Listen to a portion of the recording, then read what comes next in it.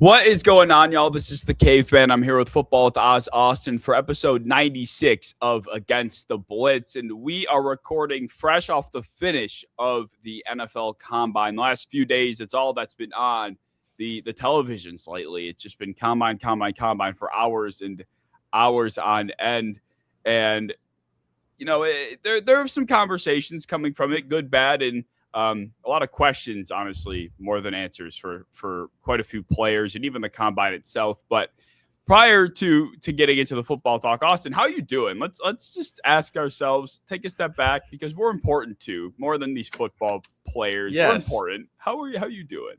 I've been good. I mean, I've spent my last 4 days watching men in underwear work out, or some of them not even work out. I'm just watching some guys answer interview questions, and I love it. I don't know why. Something's wrong with me. But how are you doing? What you been up to?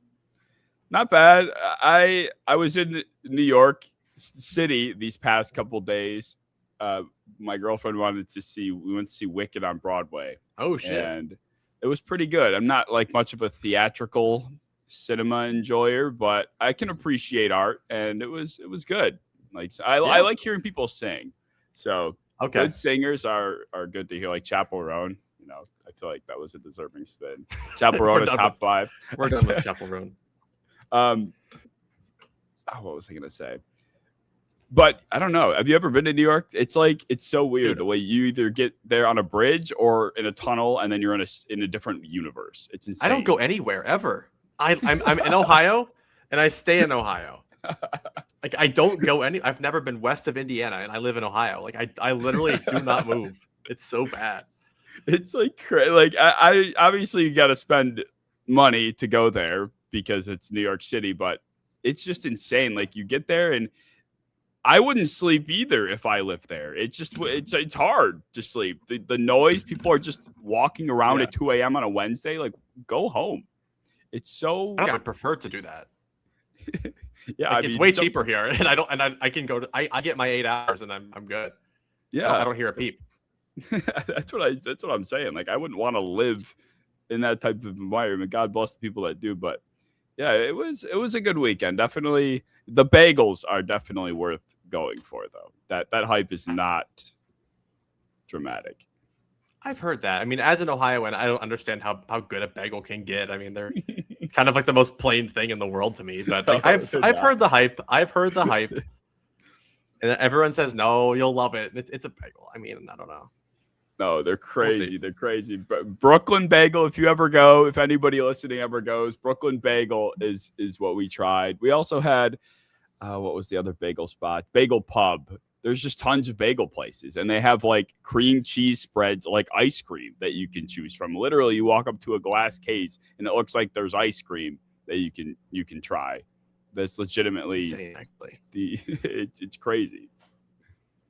I'm good, to be honest. I bet I'll enjoy it, but like it's pretty built up now. New York bagels. So when and if I do go, I will give it a try. I'll do the whole schmear.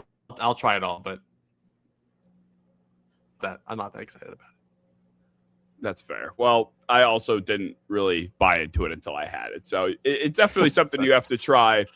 Unlike what a lot of players did this weekend was try things. They decided if they didn't like it, they didn't try things. And we came away with our winners and losers from the weekend. But it was a little bit more difficult than it probably would have been in the past, for the sheer fact that a lot of guys just didn't really feel like doing much. And I wanted to kind of get your thoughts on the whole participation issue. I mean, like the agility training was like, they flipped the middle finger to agility training. It's like, fuck you, which ironically enough is probably the most important set of drills you can do. And they're like, nah, I don't feel like it. That is ridiculous to me. I mean, we've seen a lot of players lose stock in the combine. I mean, even guys like Orlando Brown that have become good football players had awful combines, literally bad at all of it. And there have been guys, like a lot of safeties. God, who was the safety from Miami that plays Cam Kitchens? He was like thought of to be like a possible like top 60 prospect. And then everything at the combine, like athleticism, size, like nothing really went very well for him. And he fell like a lot farther than people thought. and he's still a pretty solid player today, but like it can really hurt their stock. So I don't fully blame you if you're not like an athletic specimen, but I'm seeing some guys that are like late round guys that are fairly athletic and look twitchy on tape and they're not trying anything. And that's what kind of throws me off. It's like if you're a projected top, 15 pick, yeah, I don't blame you, sure, whatever. But like if you're, a projected 6th round safety and you're not doing everything in your power to get your name remembered, I don't know what you're doing. Agreed. It's very bizarre, and you put it perfectly. It's like for some guys, your stock can't be much higher, so why even risk doing anything to damage it, especially when it comes to millions of dollars that you could be losing out on. But for these late round guys, it's like, who do you think you are, dog? Like, get your ass in the tighty whities and run, buddy. Like, agents just suck these days sometimes. They really do. It's kind of a sad phenomenon because it's really ruining a lot of what the combine in itself already was a questionable metric and measure of NFL talent, but now it's really getting diluted. I mean, one running back did the 3-cone drill. Only 4 did the 20-yard shuttle. Only 7 receivers total did any agility. And 12 of 57 offensive linemen did the 20-yard shuttle. 12. Like, that is insane. And the worst part about the whole 40-yard dash thing, which, of course, is what everybody wants to run and what only everybody cares about, is 2026 featured the best average 40 times for every position except quarterbacks, which was second since 2003. And that's because the slow guys are like, hell nah, I'm not embarrassing myself. So now when you only get the fast sample size, then of course the averages are going to be spiked. So it's like, what do we even take from this combine from a metric perspective? Like, nothing means anything, it feels like. Right. But like the one running back, it was Emmett Johnson, was one sole running back that did 3-cone. That's going to be memorable. Like, people are going to see that, and they're going to see running back participated in everything, even if it's not super advantageous to running backs to usually do the 3-cone because they're a little stiffer than receivers. But he did it because he's trying to just get his name memorized. And that's pretty sick. And it kind of also shows to like the kind of running back he is. Like, he's more gritty than he is, overly physically talented. So I think it does help guys like that, where like people that just show up. I heard Kellen Moore talking about that's why I like Shuck so much last year, was he just did everything. He was at the Senior Bowl, and then he even ran the 40-yard dash. Like, he was doing everything out there just to get people to remember his name, and it stuck with him. And they picked him, and he was arguably the best rookie quarterback.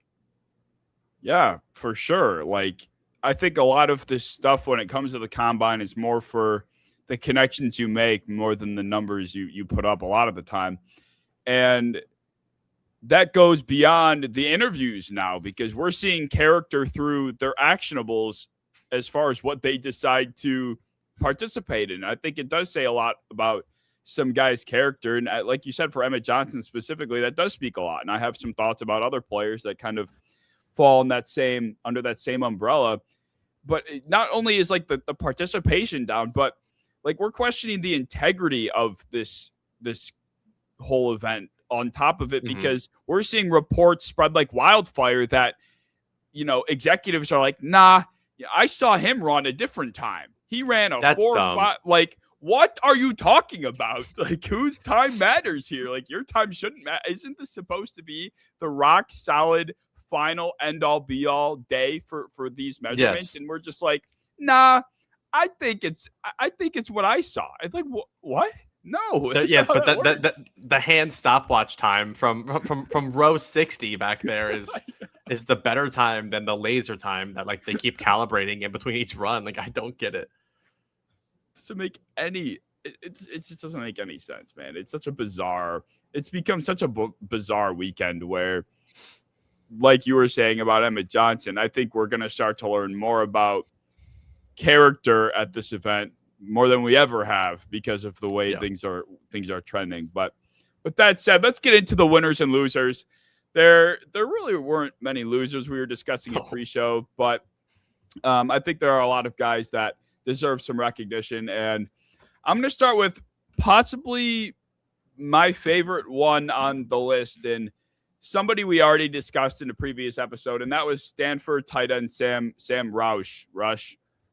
I'll never get it for any of these guys. He was somebody that we walked away from the tight end episode saying, this guy is a well-rounded prospect to begin with. It feels like this is a class of tight ends that is very lenient on their specialties. Like you're either very good at this or you're very good at that. And there's a small handful of guys that check all the boxes. We use that phrasing quite frequently. And Sam was one of them. And then he comes out over the past couple days and he tests like a fucking animal out of nowhere. And now we're like, okay, so this is a day 3 tight end as far as the tape is concerned. But now he goes out and finishes with a 9.94 RAS score while doing agility, going back to the whole. It would have been higher if he didn't. Yes. But he did it anyways. And he's not built for agility. No. He's almost 270 pounds. But he was like, all right, fuck it. Why not? Just get my name out there. Like, make him see me. And he's one of the most talked about tight ends after the college. It's like Sadiq, Stowers, and then him. Mm-hmm. For the sole fact that he just did everything. And I don't understand why people just don't get that. I don't either. Like, we're walking away from this. My final thoughts on him from what I wrote down was he checks every box from a literal tight end perspective. He's not a bitch, and he's an athletic freak. It's like, sign me up. Like, maybe Sam really worked his way into being I don't know, late day 2 might still be high, but an early day 3, minimum at this point, given how the rest of the weekend went. Like, he had that good of an event. He did. And like none of the numbers specifically were like, wow, like he didn't run a 4.3 something. He didn't, jump out the gym, but it was just a super well-rounded event. Like it looked like he trained very, very hard for each one, which is good. Like, that's what you want. And like, I know people like talk about how, the 40 and all that don't matter because guys train for it. And like, it's different than actual game speed, but I want a guy that knows he has an important event coming up and he trains really hard to get good at it. Like, I don't care if it's natural speed versus like training form-based speed. He tried really hard to do it and he's been preparing to do it. So like, if you come away with a good 40 time, it means you're either very fast or you trained really hard. And either way, that's a very positive thing, especially for some of these tight ends out here running like a 4.9. Mm-hmm. Like, you didn't try. You didn't even try to get better than a 4.9. That's true. Like, that the way you put that makes me think it's almost becoming like their last homework assignment before getting into the NFL. Like you show us that you're willing to put in work to make yourself the best you can be before you enter the biggest stage of your entire life. Like, are you at least willing to do that? Because if you are, then that once again goes to show what kind of player you would be for our team. So it really just feels like a final project, like a final college project. I agree. I like that a lot. Well, I'm going to move on to my favorite winner. This is a guy that I like him way more than most people do. This is North Dakota State wide receiver Bryce Lance. I'm sure you know that name. Brother of the Trey Lance. So I think he is an older prospect. I think he'll be about 25 by season start. So that puts a sour taste in people's mouth. But the tape itself was second round caliber to me. And then I look at the combine. He measured 6'3", 204. He ran a 4.34 with a 41.5-inch vertical, 11.1 broad jump. Like, he was putting up some pretty freaky numbers. Even like the actual like receiving testing, his gauntlet was crazy smooth. His catch radius is huge, and it shows it on tape. Like, there really is not a huge weakness to this guy's game outside of his age. And I just really think this guy can come into the league and be a pretty premier deep threat and rack guy off the bat. Yeah, a lot of what I saw about his day was, like you said, fluid. It was, obviously we know he's an athlete and shades of Christian Watson from a lot of what I'm understanding from people's perspectives. Do you have a comp for him offhand that I guess wasn't Watson? If nothing official, I've seen a lot of people do like an Alec Pierce, but like if you're comping guys to like Christian Watson, Alec Pierce, like you kind of can already put together what that is in your head. It's like tall, lean, but like super athletic, good hands. Like, I think he has better hands than Christian Watson did coming out. Maybe not quite as raw of an athlete, But like he's just so complete. Like the route running's still iffy. But he shows a lot of good signs of it. Like, I don't know, there's not a lot of issues in his game outside of his age, really. And I think that putting up a freaky combine can really boost his stock. Like, especially past a lot of these other X receivers that tested poorly or didn't test at all. Because a lot of these bigger, slower guys like Denzel Boston didn't even run. Yeah, I mean, this guy, for just like watching a few of his best plays, like he's just an athlete. Like the way he goes and gets the football, he just like kind of can do whatever he wants with his body in order to get himself in position to come down with it. I haven't gotten to watch much of Bryce Lance, and this is the most I've probably heard about him, and probably for a lot of people over the past few months. But my God, like this is going to be a receiver that probably goes mid day two at this point. How old is he? Is he 25? He's 24 currently. 24. He'll be 25, I think, like by fall.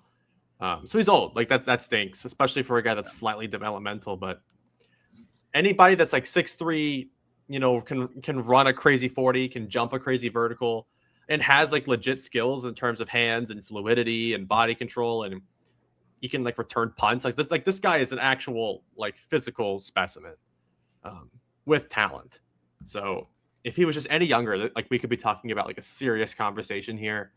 But still, I think this combine boosted him up into a conversation like that. I think the age thing, I guess it probably feels differently because of how many older players are in this class. But yeah, it just doesn't hit me as as much of a negative as it does for other people. I understand that by the time you hit the second contract, he's 30 years old. It's like, okay, yeah, I know, I get it, but how much of that from a team perspective, if you're any of the top 16 that gets into the postseason, what you want is somebody on your team that is going to make an impact almost as soon as possible. Like, if you're worrying about this player's second contract that much, then you probably aren't worried about the next 4 years for your own team that much to begin with. So right. I feel like that whole thing has gotten blown out of proportion just from a grand scheme perspective, but especially in this class. Like, we already have so many guys that are upwards of that age. It's like, at what point do you just say, all right, like it is what it is? We have to see past that, because if this is the only knock on a guy like Bryce Lance, then what's stopping anybody from, reaching a bit for him than people would like? I wouldn't hate it. He's a really good football player. Well, on that same note, a guy that I have come to like a lot is Germie Bernard. He was somebody that I thought came away as a winner from this combine, and I haven't watched many receivers yet, but he was somebody that put himself on the map throughout the course of the season with a big play here and there. And it was in the first round of the playoffs in Alabama's comeback win, where he mossed a DB in the fourth quarter. Alabama was just pouring it on, and he mossed some poor DB to get them down to like the 4-yard line. I'm like, holy shit, who's that guy? And ever since, he's one of the few guys I've kind of gotten to understand, and he's just a solid, reliable, quarterback-friendly type of – he's that wide receiver 2 type of player that you can really feel safe with. He understands where to sit in his zone. He's physical. He'll go catch the ball in the middle of the field without any worry. He'll go up and play physical at the catch point. He's physical after the catch. He just is not really afraid of anything. And when you go out and, you don't kill it at many of the drills, but you still put up pretty respectable numbers. And I thought the gauntlet was solid, and the once again, going back to the agility thing, like he was one of the few skill position offensive players to do any of the agility, and he did well there. It's like his play already kind of emulated the character he was. And then you go into the combine and you're like, all right, this is just more shades of this good, classy, reliable player that, to me, could easily be he probably will go day 3 still, but I think a lot of this is what teams look for, is just a trustworthy secondary receiver, and this is exactly what Bernard is. Yeah. I mean, he even answered some of my questions of speed. I mean, running a 4.48 for most receivers is like, but for him, like his main knock on him was long speed. Yeah. I think part of that is just the way he plays. He plays more of like a tempo pace. rather than just trying to win full speed all the time. And they also just don't ask him to go vertical all that much. So like we didn't really see like the epitome of Germie the burner. The only negative I had on his thing was the 32.5-inch vertical, which is like definitely like bottom percentage, but the 40 was very impressive. And I'm very impressed that he did both agility testings, especially for a guy he's not small. I mean, he's a strong kind of running backy type built receiver. So he's not at the advantage there for the agility training. He's a lot bigger than a lot of the guys that did it. So I was hyped to see him do that. I thought everything as a receiver looked smooth per usual. I mean, that's just who he is. I could pretty easily see him being a day 2 guy just for that. Like he's, like you said, probably not a 1, but I could see him being a pretty high end receiver too. A Godwin, a Robert Woods. Those are the kind of guys he's comped to, and I could easily see that translation. This is I'm not sure yet because I didn't get to watch too much of his actual film yet, but he kind of might turn out to be my Torrey Horton in a way of this year's draft class, because I had a lot of the same sort of feelings toward that type of evaluation. I'm getting shades of that as well. But Bernard had a very good weekend. I think it's important, like you said, to put into perspective like what these times are to that player. Like Bernard, for who he is, that's a good 40 time, and that will be some other things that we highlight across the board for some of these other guys. It's like Bernard didn't go out there and finish really that highly in too many of the drills, but still, like for him, that is solid. That answers questions, and that's really what this is supposed to be about. Yeah, like that's all it is. Like you have to know who these players are before the combine, or research a little bit on them, research some of their weaknesses. And if you find out like the biggest issue with this guy was his long speed and his explosiveness, if he runs a reasonable time, that's very, very good for him. Totally. Yeah. Well, I will move on to my next guy. This guy actually is a lot more esteemed of a prospect than people we've talked about so far, but it's Georgia left tackle Monroe Freeling. And this is a pretty wide open top 15 range of tackles. Like there's tackles that could go 6th overall to the Browns. The same tackles could fall all the way to the 20s. Like we don't know what's going to happen. And Freeling came out here and put on probably one of the best offensive tackle combines I've seen in a long time. I mean, 6'7", 315. He's just under 35-inch arms with just under 11-inch hands. Big freak. And then jumped to 33.5-inch vertical, which is bigger than Germie Bernard, and then ran a 4.93. So we are talking about like a legit physical specimen here, and he is pretty raw. He was a first-year starter this year over at left tackle for Georgia, and the beginning of the year, like it was pretty shaky, but down the stretch, it was probably some of the best tape you'll see this year. So he ended the year strong. He competed in a lot of the stuff, and he did really, really well at it too. Like the measurements were perfect. The athleticism was perfect. He had the best 10-yard split of any offensive lineman in the draft.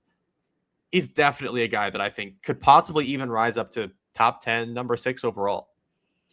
He was also on my winners list. It's hard not to have a winners list without Monroe on it. He was the talk of Sunday. I mean, this guy ran it from a literal and physical and rhetorical perspective. Like he is your dream offensive tackle basically in every way you possibly could imagine. And he was already, from what I was reading, kind of catching steam prior to the combine. Mm-hmm. And going into this weekend to be able to really solidify yourself as you put confidence in so many franchises when you have a weekend like this, especially in such a wide open, like you said, draft class. Like this is a tackle hungry class. Like there's a lot of uncertainties with a lot of the guys right now. And at this point, I don't think Monroe Freeling goes beyond the top 20. Like he had that good of a weekend. And when you consider like what we're going to be wondering about Fano and did Caleb Lomu even really test? Like, did he do very much? He was part of the second group of linemen. Okay. And he did well. His whole thing, he was a guy like Freeling we knew was athletic, but he also has power. And Lomu's a guy where like we knew he was athletic, but his power is not really there. So like the combine didn't really answer any of his questions because we're still like kind of worried about like the whole play strength thing. Yeah. But with Freeling, we're not really worried about that. For him, we just wanted to make sure he was the athletic freak we thought he was, and then just keep developing his technique. And then we're looking at a really good, like Colton Miller type guy is kind of really who I'm feeling we're seeing here.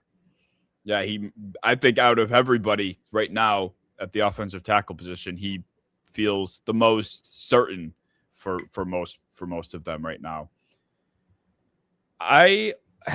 Speaking of the devil, I had Spencer Fano on here as well. And he's one of those guys that it's like, you don't know where he's going to go. You don't even know what position he ends up playing. But when you are this athletic as an offensive lineman and you're following up the Will Campbell whole debacle and you're willing to be like, I will play anywhere and I will do anything. And then you go and put the cherry on top with doing drills at center. It's like you're doing the most. It's almost kind of like that kid in class that's like, the teacher's pet already. And it's like, all right, dude, we get it. You try hard. Right. It's like, dude, it's like everyone is like, come on, bro. But in this case, it's absolutely going to help him. And, there are a lot of people that are extremely high on Fano. I know you're not one of them, at least relatively speaking. Depends what conversation we're having. Yeah. Right. Like, but I've seen people like, this is, Penei Sewell. This is the best run blocker we've seen. Like, I've seen some ridiculous conversation. It's hard to really put my own finger on what I feel about him because I haven't watched too much of him yet. But this is another player that walked away from this weekend. And if you're the Browns, sixth overall might be rich, but if you need something anywhere and you need it to be certain, I can't say I'd fault them for drafting him just for the sheer fact that, okay, if he doesn't end up being the franchise tackle you need, he might be your franchise guard. He might be your franchise center. Like, that's the type of player this seems like he could be.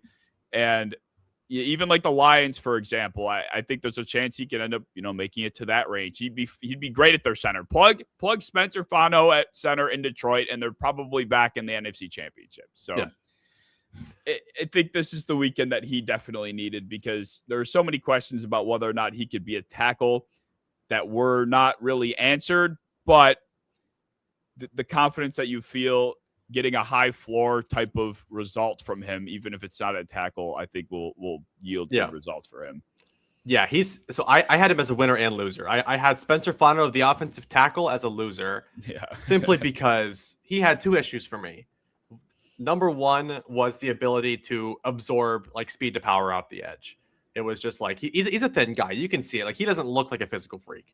And then the other one was the reach. And I think the reach is part of the reason why he does have a kind of a harder time dealing with long levered bull rush type guys. But I said Spencer Fano, the football player, was a winner because even outside of the testing, which was great, the 40-yard dash was like a 4.91, super impressive, super impressive. But the drills themselves were amazing. Mm-hmm. He was floating. Like, he is probably the easiest mover of this class. He is a very good run blocker. I think he could stick with that at tackle too. I just kind of worry about the translation of tackle to the league for someone like that, and what the ceiling looks like if you're, not that, good at absorbing power and you don't have the reach to overcome it. But like you said, I think Spencer Fano, the center, could be like a really, really cool conversation because he's not too tall. He's 6'5", but like he doesn't look overly like tall and lean. Like, he looks like a center to me. And I think we're talking about like a potential all-pro type center here. If those kind of things can translate for him. Absolutely. And I know that sounds, as far as high draft capital goes, gross. Like, you don't want to spend, a top 10 pick on a center, but center, like safety, like off ball, if you have the cream of the crop of that position, it is absolutely worth that type of capital because when they are that good, they are game changing. Like the Fred Warners of the world at linebacker, of course, are the backbones of defenses. The Creed Humphreys of the Kansas City offensive line, like, where would they be? The Tyler Linderbaums, who's about to go make $1 bajillion.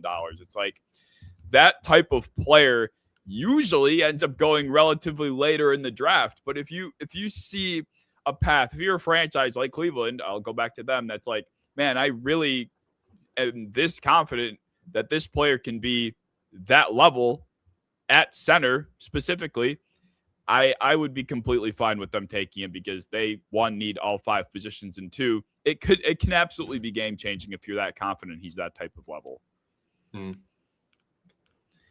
Well, I'll get on to my next winner. And this is a guy that I really, really like. And this is my version of Jacob Parrish from last year. The nickel that I'm uber high on, and that's Treydan Stukes, the nickel from Arizona. Definitely different than a Jacob Parrish. This guy's 6'1", 190. Kind of, people call him a corner, people call him a safety. He's everything in between. But he came out here, measured at a good 6'1", ran a 4.33 with a 38-inch vertical, and he completely looks the part of the player I thought he was, because the tape is teach tape. I mean, he's completely technical. He's incredible at every single part of the game. I just wanted to make sure he was the athlete that I thought he was. And he definitely is. And that's partially why I was so high on Parrish last year, was because I thought he was athletic. And then the combine reassured me and said, yes, this guy is an athlete compared to his peers. Go ahead and be super high on him. So that's kind of how it is with Stukes for me. And that kind of officially let me be as high as I am on this guy. He was one of the few DBs I felt like had there were a handful of DBs that had a standout weekend, and he was one of them.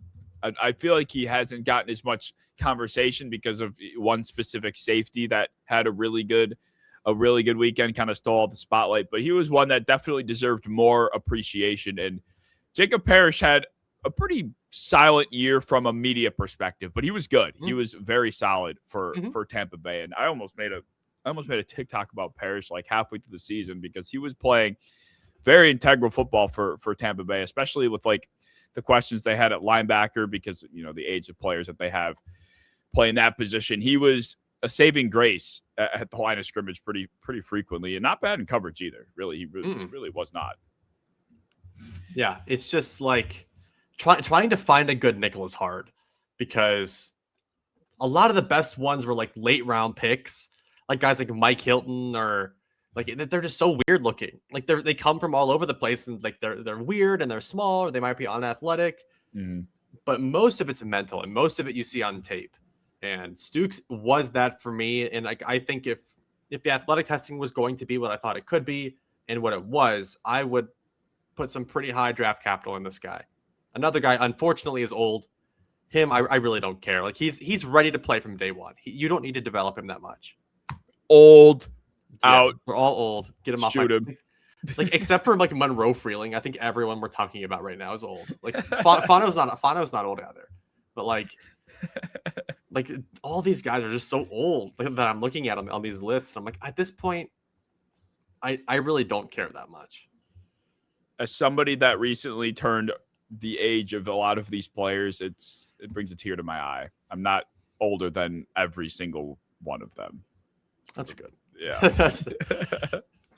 I'm still about the average age of a lot of these guys. So once I gain like a year or two, I'll start feeling really old when I'm older than every prospect, but not yet. I think Stukes is still older than me, which is good. Akeem Mesidor, you're doing the Lord's work. So old.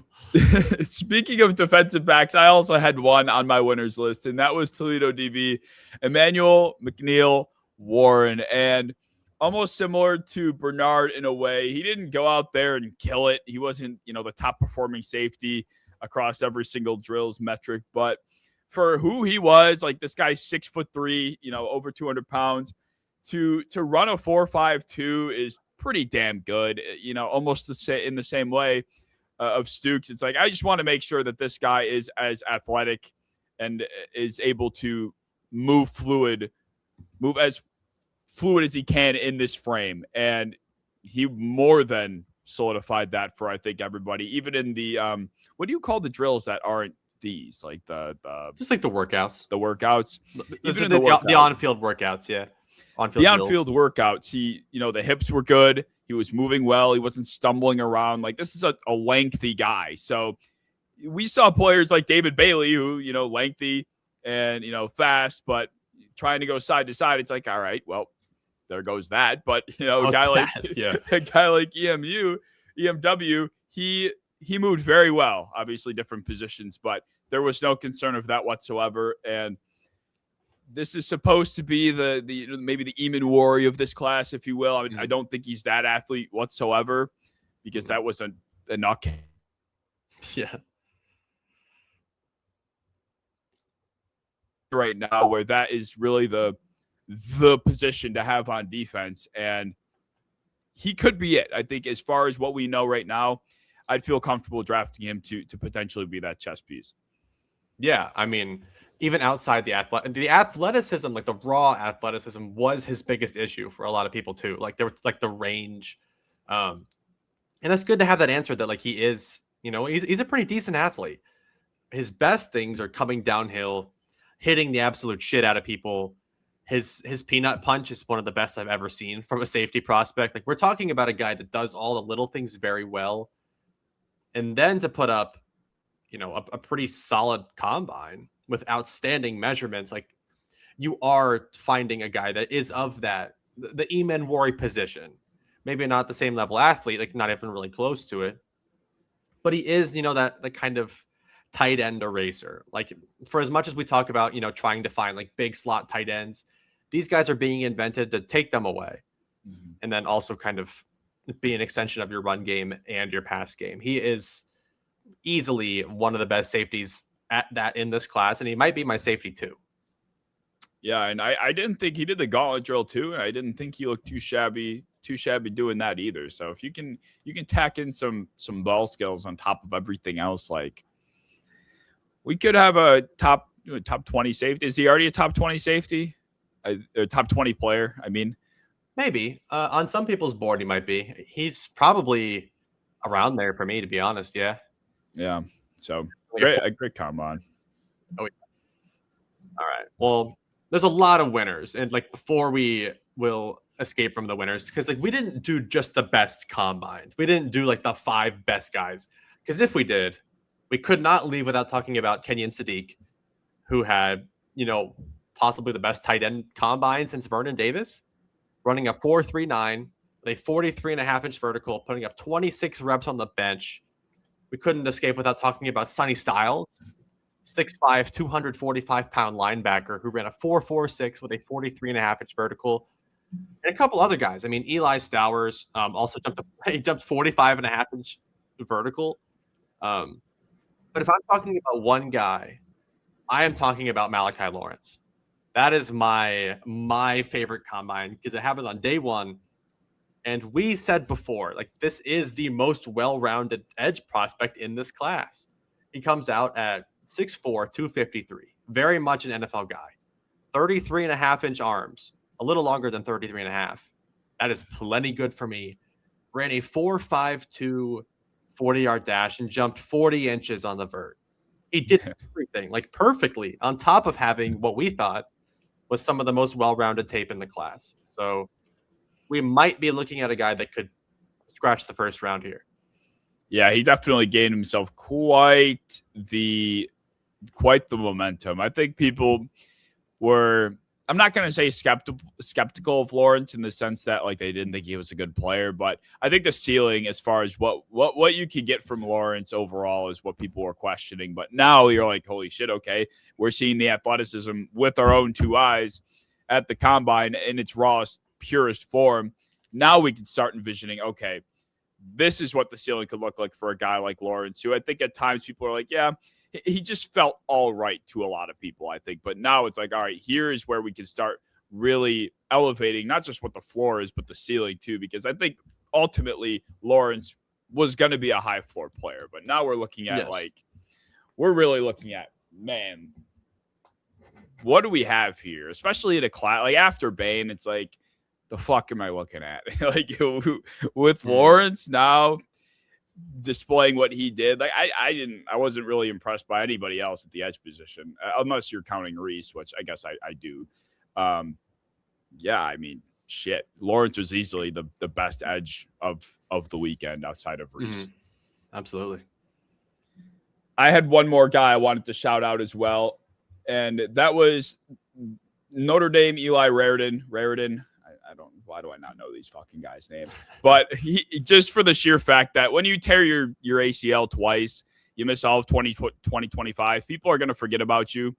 And he went out there and just ran as if it didn't happen. So that was something I just wanted to give him credit for doing, because I think he would have had a pretty solid 2025 season. People would have been talking about him like they're talking about all the other top 10, top maybe 7 tight ends. I think he easily could have been one of those players. So I think you give a lot of franchises some confidence to draft you, mid day 3, seeing that you're just sheerly healthy, really. Yeah. Yeah. A lot of the tight ends in this class are day 3 guys, at least to me. So to stand out a little bit, it's pretty good. Yeah. I thought, I don't know, man. I have to say it. Maybe I just don't know. Sadiq just seems too good to be true. There's something wrong here.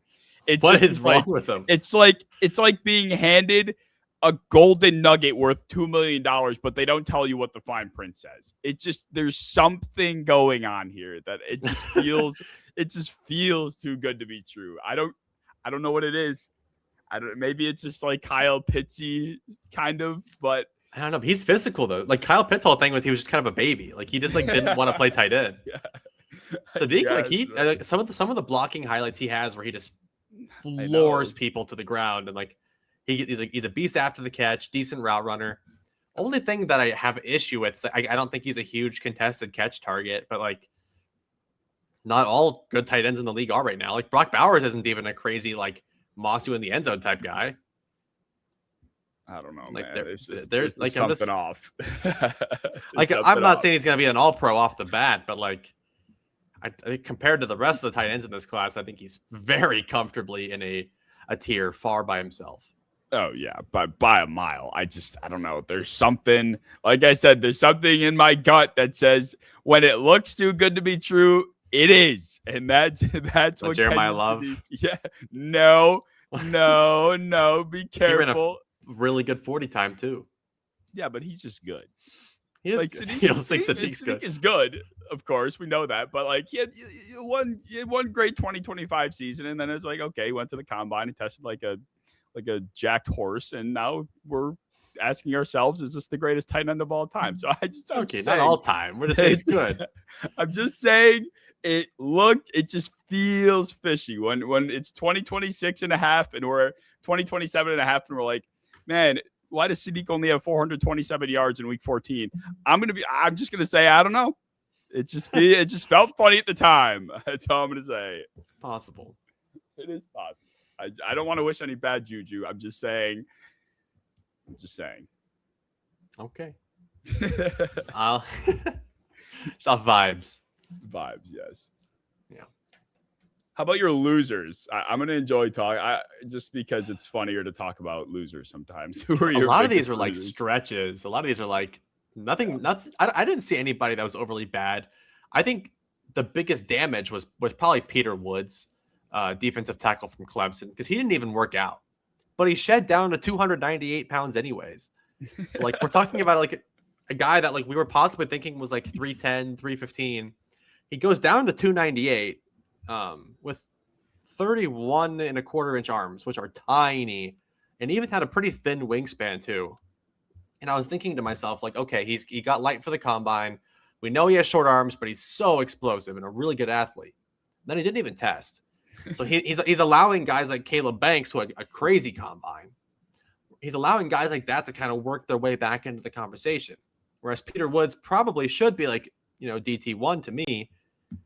He didn't measure. He measured awful. And then his athleticism, the best part of him, he didn't even show off. So I know they have pro days for that, but it doesn't feel quite as official when they do it at a pro day.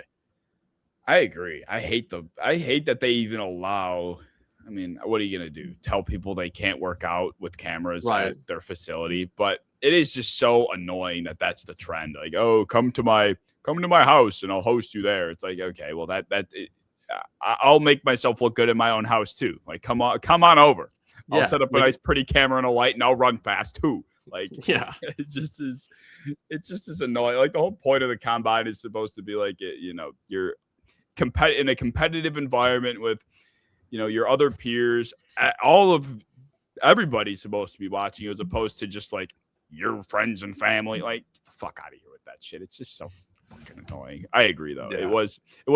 It's just like it's a poker it's a poker game to some degree. Like, you are deciding to, I guess, not show your cards, and other guys like Caleb Banks are playing aggressive, and he won a few hands this weekend. It's like, why did you sit there and fold when you could have, played a hand or two and won, and maybe you wouldn't be down, 2,000 chips compared. Like, it's such a weird approach sometimes. It is. Like, I get the whole part of where people say like some of the things are overrated in the combine. Like, I could agree with that. But it is extremely narrative driven, because every single person that had a good combine is now being mocked significantly higher than they were before. Whether you like it or not, whether you agree or not, that should be the case. That's just how it is.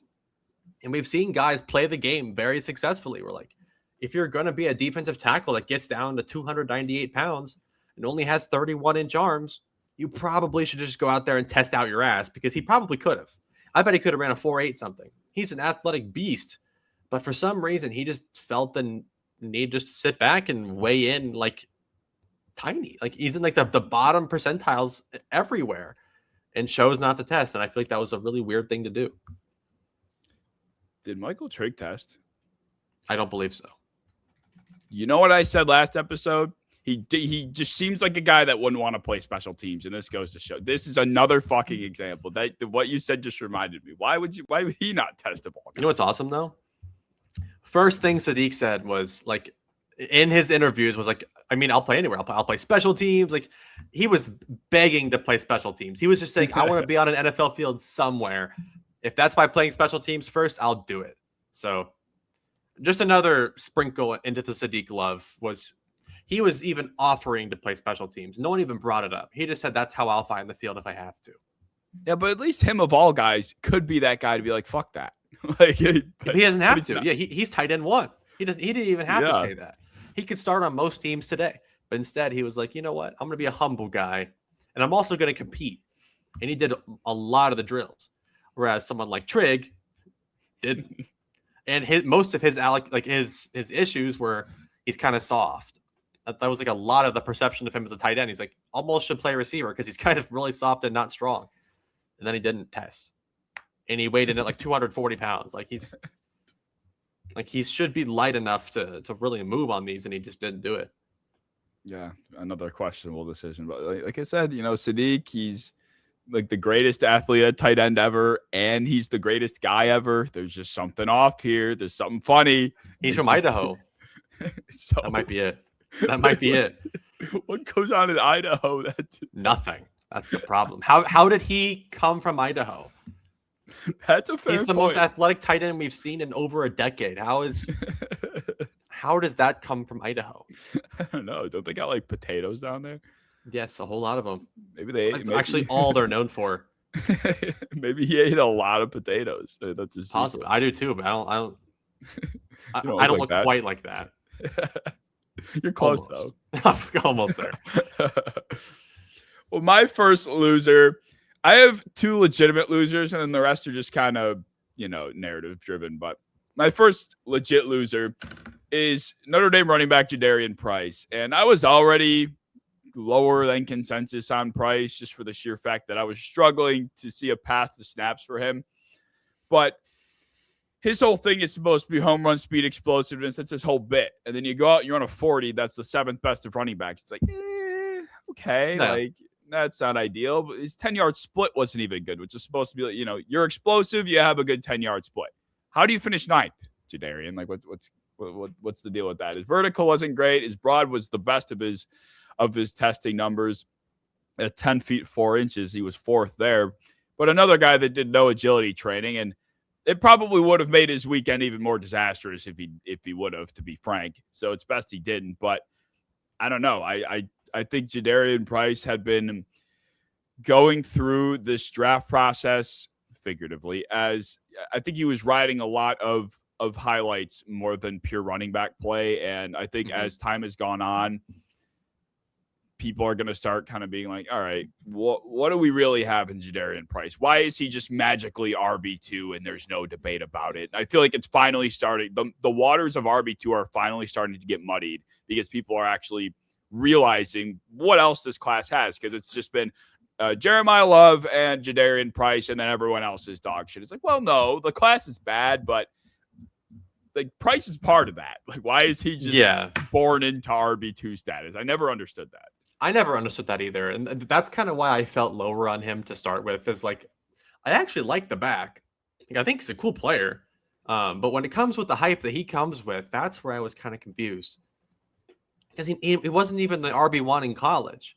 Like, we genuinely don't know what him as a starter looks like. Mm-hmm. And he kind of just had a kind of an easier ride to this than a lot of the other running backs in the class. And he cut down to 203, which is pretty light. I mean, he had pretty similar measurables to like Emmett Johnson or somebody like that. And he didn't run a whole crazy amount faster. I mean, he ran a 4.49, which is fine. Like that's not a terrible time, but that's like a Leonard Fournette time. That's not a Raheem Mostert type of time. That's not the running back where it's like he's not a receiver. He's not a huge power back. This guy is just a pure runner. That's the whole thing about Jadarian Price. He's just a pure runner, as good as it gets. And then that's good enough to, possibly take him 30th overall for some people. But then, like I said, 40, like a 4.49 is a solid time. But when you lose, when you lose some weight, and that's kind of your whole thing is your breakaway speed, and it's only kind of average, that's just not good for narratives. No, it's not. And that was the part that slipped my mind. It's like he's sub 200 pounds. Like, where are the burners, buddy? Maybe I ripped on Lance. I think it was Lance Zierlein's report of Jadarian Price's scouting report on NFL.com. It was lacks top end or average top end speed or something. And I'm like, is this fucker blind? Like, were we watching the same player? Like, this guy's fast as shit. I said in the Discord, I'm like, is Lance on drugs? Like, were we watching the same player? Yeah. But maybe he was right. Maybe he knew something. I mean, I don't know. I mean, maybe compared to the other backs I've been watching, like I watch guys like Emmett Johnson and Jonah Coleman. I'm like, yeah, I mean, he's way faster than these guys on tape. So maybe I'm just comparing to the other guys in the class, because he is pretty fast for the class still, I think. But I don't know. I saw some people saying like his technique was terrible for the 40. It's almost like he just stood there and then stood up and started running, which would explain the terrible 10-yard split, because he had no technique. He didn't do the whole thing where they put their head down and then, after 10 yards, your head starts to slowly go up. He just took off. Like he started being chased.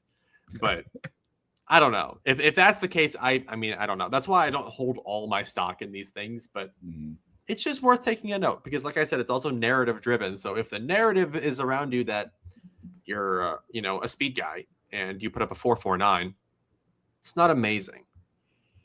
You know what? On that thought, why isn't the 40-yard dash somehow emulated per position? Like, they should give a guy a handoff and then he run. Like, that should be your 40-yard speed. Why is it, like you said, like, duck your head and then get up? Like, he's probably started running. He was getting chased. You should receive like a dive about 5 yards behind the start line and then you just take off. So it's kind of about like how fast you can get through the hole and then take off. That'd be kind of cool if they make you run, cut, and then run again. Like, it's a very the cut, but you're gonna have to pick left or right, and then you take off again, and then that's the time. Because they do drills like that, where like you get the handoff, you have to make a decision, cut, but it's not time, so you can kind of take your time with it. But it'd be kind of cool if we find out which guys have like legit play speed, and then can reaccelerate and drive through. But for some reason, it's more of a track event, which it does tell you, like, again, who trained for it, who's willing to put in that work, who has, good acceleration, who has good breakaway speed. But it is odd that that's kind of like the biggest telltale of a guy's speed is just a track event. Yeah, it is odd, because a lot of that like analytical bullshit goes into it. Like, I don't know. I feel like I have decent reflexes, but just because I hear the gun go off doesn't mean I'm gonna instantly get up and like perfectly form jump and start sprinting. Like, I don't know. That's hard to do. It's just hard to do. Like, yeah, I don't know. I think it goes off them, but like even then, it does. I don't know. Yeah. Even then, it can't be perfect. Like, what if you twitch a little bit before you start running, and then that's like it starts going off that? Like, I don't know. It's odd. It's not perfect. This event is just chalk the event. I'm over it. Okay. Well, if I had another loser, I think it's gonna be Cashius Howell. Yeah, the guy Cashius Howell. He's kind of been one of the main guys, the edge rusher from Texas A&M, where people are like, I don't care about the length. I don't care, man. Just watch him play. I swear to God. He came in with, at the time, was the shortest arms ever recorded in NFL Combine history for the edge position, only to be followed later by Ohio State's Caden Curry, who set the record a couple minutes later. But I don't think he's athletic enough to be the biggest outlier of all time. And he ran like a 4.59, maybe. Like it was a pretty decent 40 time, but it wasn't like we were watching like remember like Nolan Smith. He had some length. He even had like a pair of 32-inch arms. They weren't awful. They were short, but they weren't awful. And then he ran like a 4.4 flat, like a 4.3 something, like a 4.38. And then Cashius Howell also came out here and jumped a 32.5-inch vertical, which again, we're talking about guys like Monroe, Freeling out here doing better than that, or very similar to that. And for Howell to be built like an average-sized off-ball linebacker to come out there and then have the shortest arms in history, and then also not even test very well in the explosive testing, it's just not a great sign, because there were times where like he kind of feels explosive on tape, but then there's some times where like I wish the accelerator was better. Like it doesn't feel like he has that Nick Herbig ability just to fire off the line and win quickly. He kind of just rushes at a normal man's speed. And then on top of that, has the shortest arms in NFL history, and he's not that strong. So I think there will be a lot of teams that are possibly completely out on him entirely, which is kind of sad. But his role just does not exist a lot in the NFL. Yeah, and he also, from what I read, I don't know how serious it was, but didn't he tweak his hamstring or something doing one of the workouts? He did it in a drill. I mean, I don't know if that's like a thing that just hurts him for like 2 days and then he's fine, or if it's like a Keenan Allen thing from like 3 years ago where it affected him the entire year.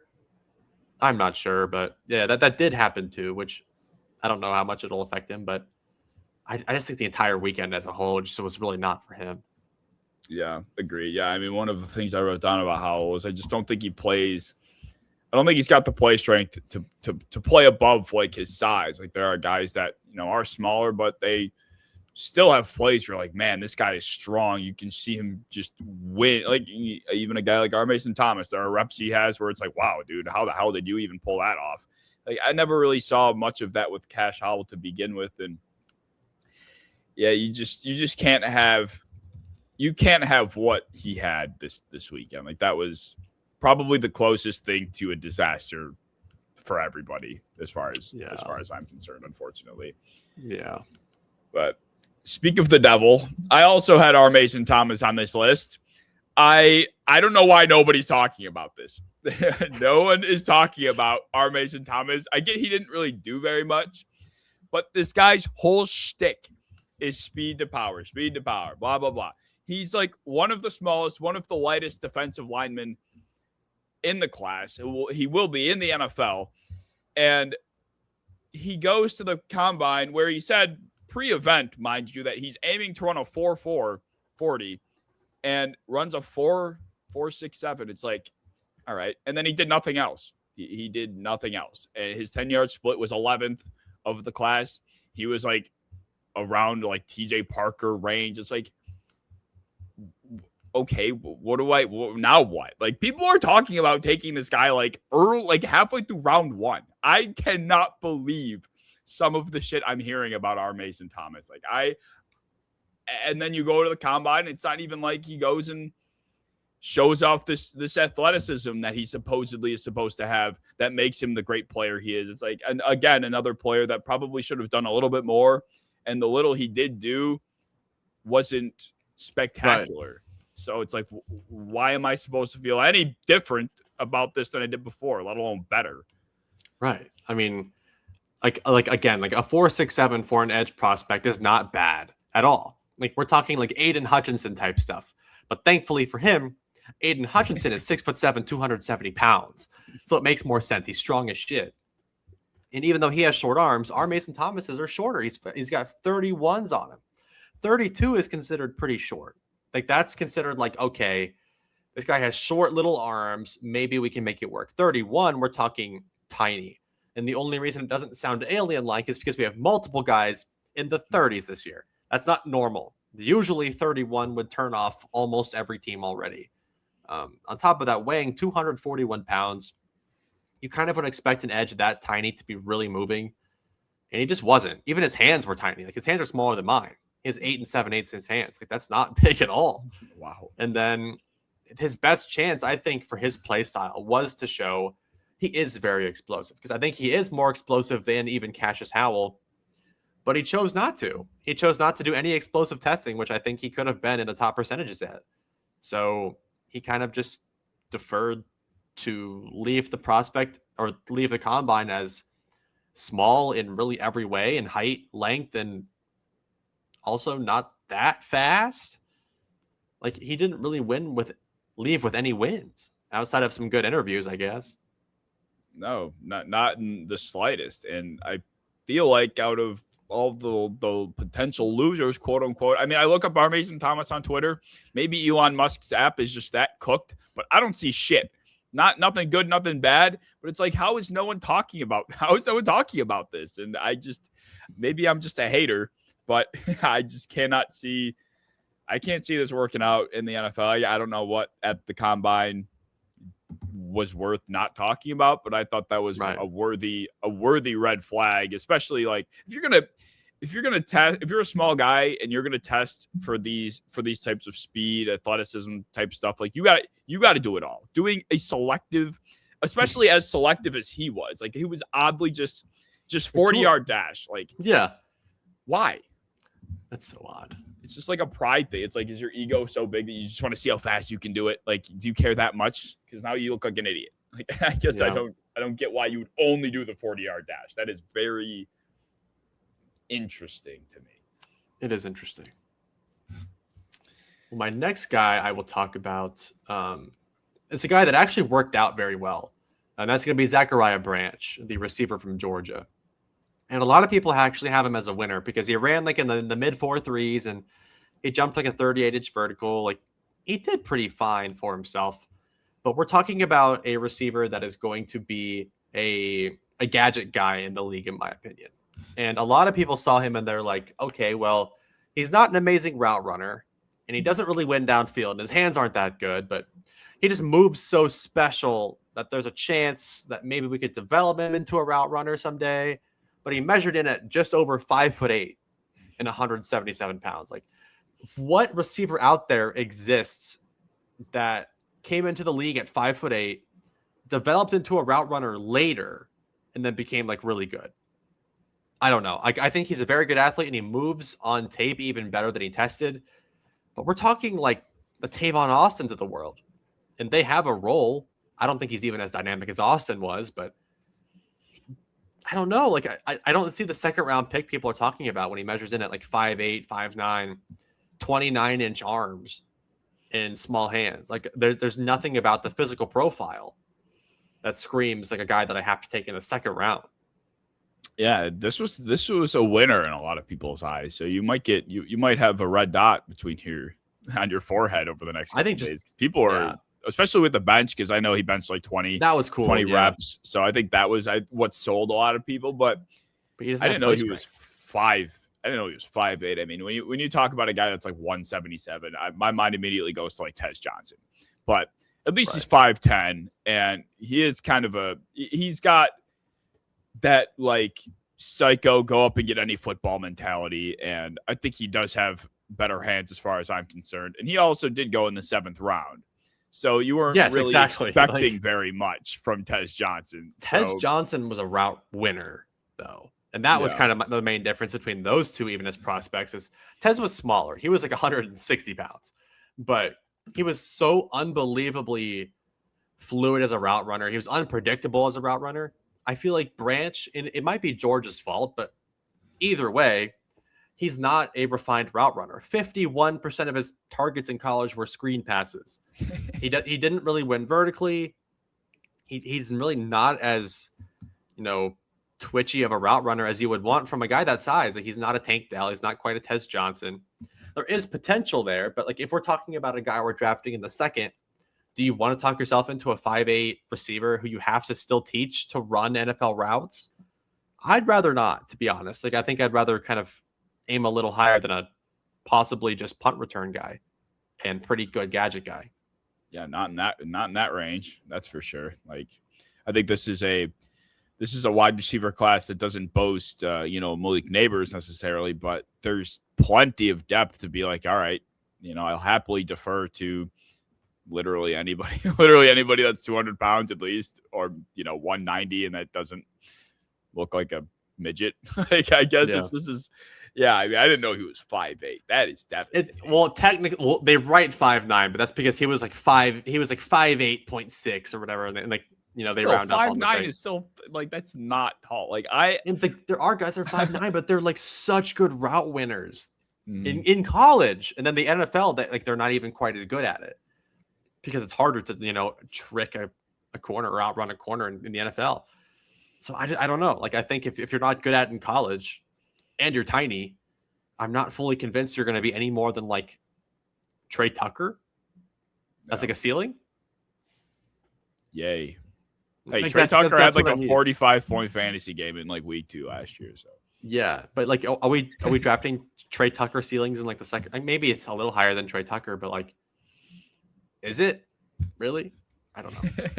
Well, people blame Georgia big time. I think is the other thing they're relying on. It's like, it was Georgia's fault.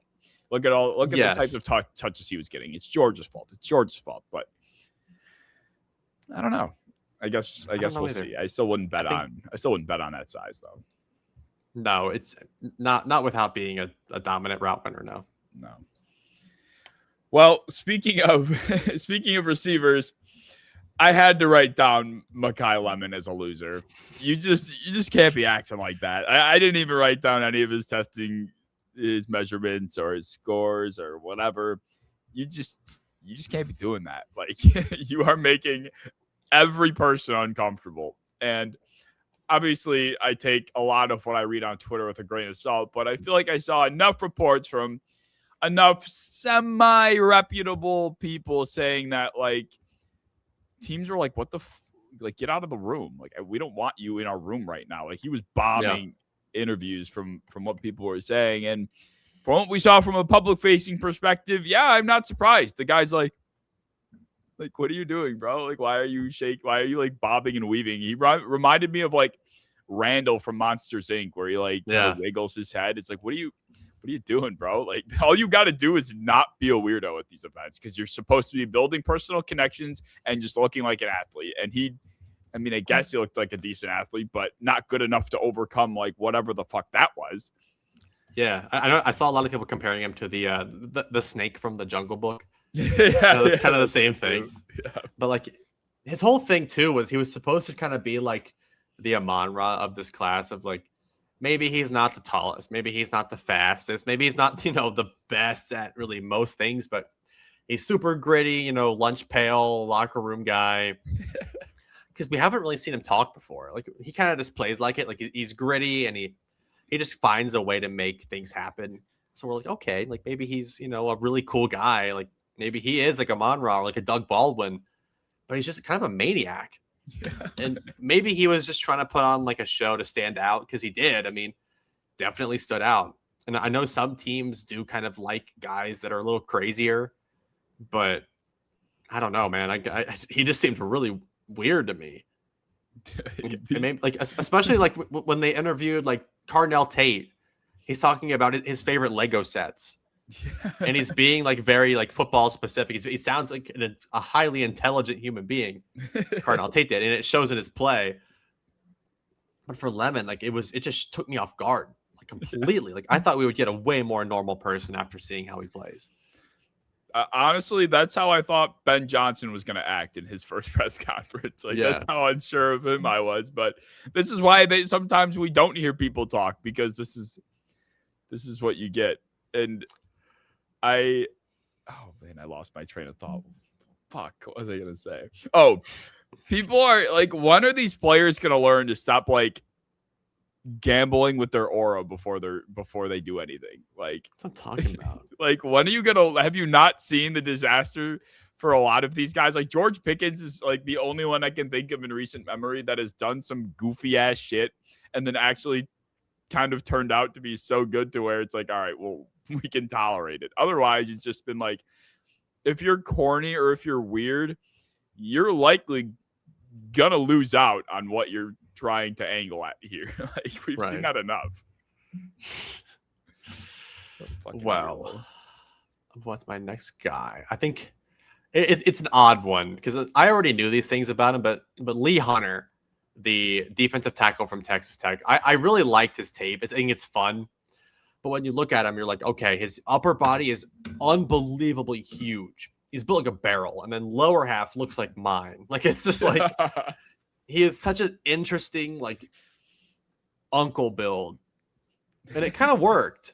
Like, there are times where like it can just work, but he ran a 5.18 40, which really is not good for him, because one of the best things about him was he moves really well for his size. And then he kind of was on definitely the lower end of the 40s. And then he jumped to 21.5-inch vertical, which is like, that's like a couple books, dude. That's like no way. That's crazy. It's like that's like if two pillows fell in front of you, like right now, and you had to clear them, you couldn't do it. And it's so odd to me. Like, and then I thought gotta be the shortest on top in history. That's got to be the shortest in history. What is the shortest? It was by vertical? far the worst of the group. And I know that, again, there's defensive tackles that probably were worse that didn't jump.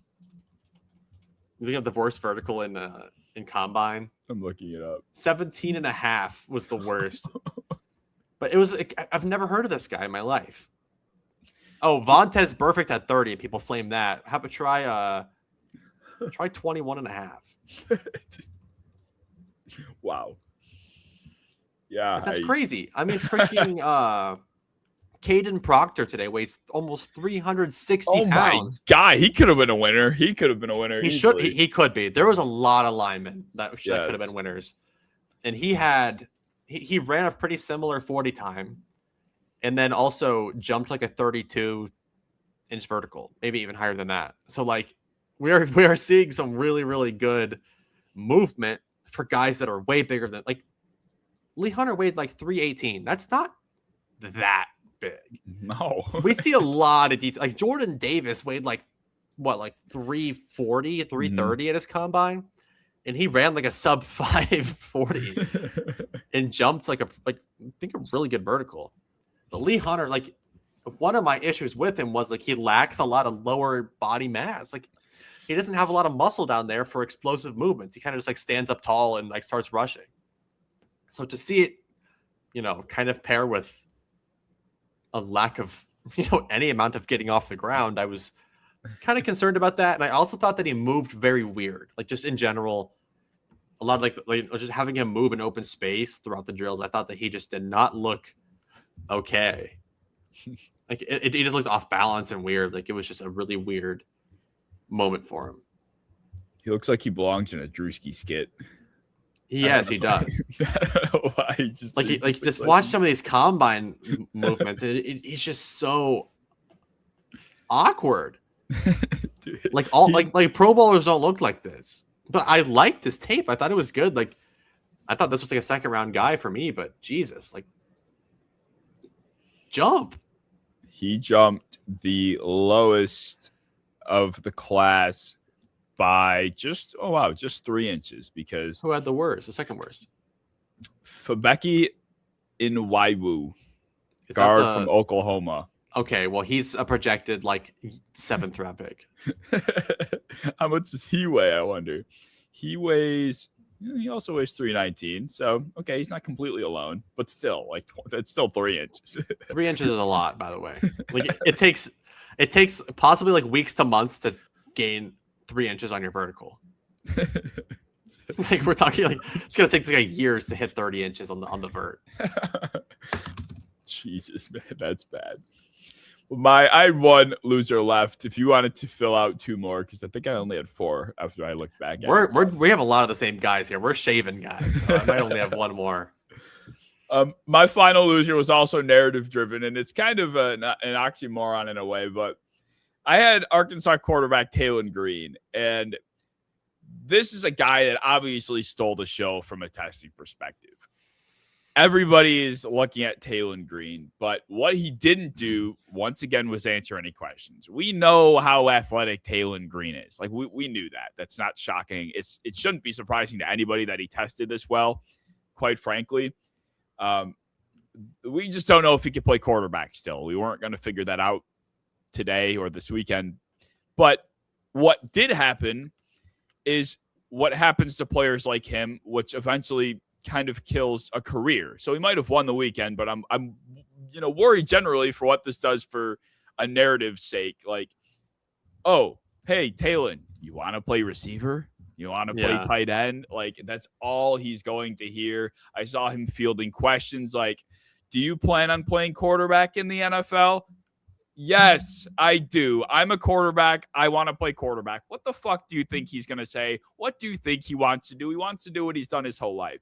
We have seen this song and dance so many times, and it just doesn't work out for many players. So I think, unfortunately, he might have won the weekend. It might help his draft stock, but if it does help his draft stock, it's probably because the team is like, all right, maybe we can swindle his mind into playing some receiver and see what he's got there.